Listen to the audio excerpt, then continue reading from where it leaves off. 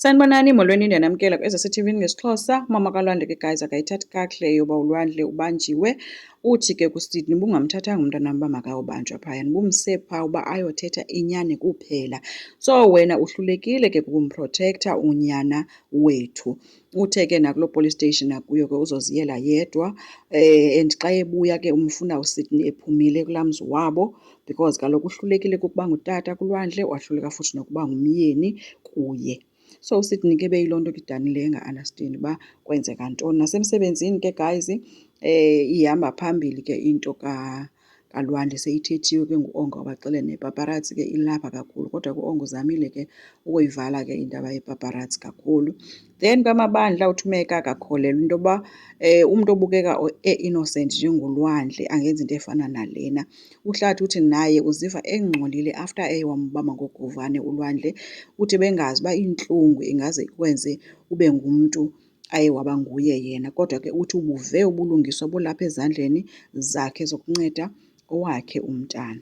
So kwazoleka ke kumnandi ke kudliwa i-breakfast ke guys. uMagaba ke noNgcukazi bathi ke namhlanje hayi bayahamba noko sebehleli ixesha elide abafuni de babe bahlale bade badika ke emzini. So uzoleka ukuthi hayi bo guys ubavumile uyayivuyela ke yena into yoba oomakhulu notamkhulu babe around. Yena uNgcukane uthe unyanisile kodwa ke eyona nto angayivuyela kakhulu ubavumile kukubona abazali bakhe beyinto eyi-one. That means ke urhalela into yoba babe kuthiwa batshatile bangqinelene ke bonke ke nooMagaba ke. So loo nto ke iye yaphazanyiswa ke yi-call eyangena xa ejonga uZoleka ekaThumeka. Thumeka ke besebaxelela ke into yoba umntu owenze laa ngozi phayana nguLwandle.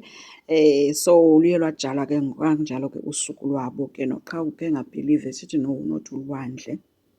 So ke ubonakele uZoleka encokola ke ngoNoLazarus kuphela esagesta ke into yoba mabazame indlela yokunceda abantu bakwaMabandla besebenzisa uNonceba kuba kaloku ulikamva intliziyo yakhe njengangoku ilapha ngaphakathi kowabo umntana, that is uQhawe. So ethi ke asikwazi ke ngoku ungakwazi ukumnceda because kaloku uHlengiwe akazuyeka ukulwa, uzoyilwela into yonyana wakhe. uLazarus uye wathi ke noko mna ndibona ngathi sizoxambukela ke kule into because asingeni ndawo yakwaMabandla lena into. But uZoleka ke uye wema ke sithi egameni likalikamva, ulikamva alufani noba ngumntanam nam, masizame ke uncedo. Wavuma ke uLazarus kuthiwe ke bazosebenzisa uNonceba ke. So uHlengiwe ubuyile ke guys epolice station, ebuya ke exelela uSydney into yoba sebafumene abantu azosebenzisana nabo ukwenzela umntana wakhe aphume phayana ngoba uyayazi into yoba i-system imfeyilile uLwandle. uLwandle uqale wasapothathwa nguLinda enceda wena kwezi zinto ubuzenza zasekhusela, and yonke le nto ke ngoku yenzeke ngenxa ye-suspension awayifumana ngalaa mini ye-accident.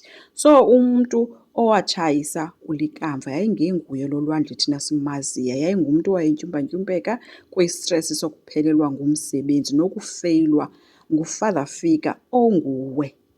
So kuyiloo nto ke uSydney ke ujalile because aka-understand uba why kutyholwa yena, but ke uHlengiwe kwelinye icala unyanisile kuba kaloku uLwandle ephelelwa ngumsebenzi nje kungenxa yezenzo zikatatakhe obhizi ofuna ubhidliza ikhusela esebenzisa uLinda, but uLinda wane-timing wasebenzisa unyana lo wakhe. Bafikile ke oozoleka kwaMabandla behamba ke noNonceba. uNonceba kuyaprezenta phaya indlela abakuzosetyenzwa ngayo cause kaloku uHlengiwe seqalile ukulwela unyana wakhe and seyakhonsaltha ngapha emacaleni.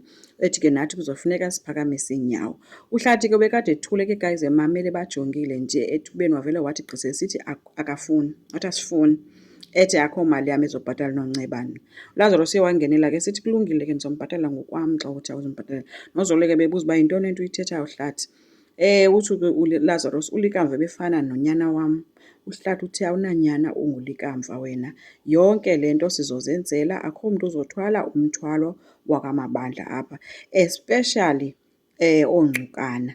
Wathi yonke into sizawuzenzela because thina sikhona. So bebedanile ke benjalo ke, and uLazarus ebetshilo into yoba no ngathi siyaxakekela apha, le into eyakwaMabandla nantsi ke ivela kanje. Asazi ke noba uZoleka uThumeka akazulwa na noHlathi into yoba makayiyeke yonke le nto, kulwelwe i-justice for umntana wabo kunoba yena abe esilwa ii-battles zakhe noLazarus. Enkosi, ngicela siqhubeke sisubscribe, silike, singakhomenta futhi. Bye.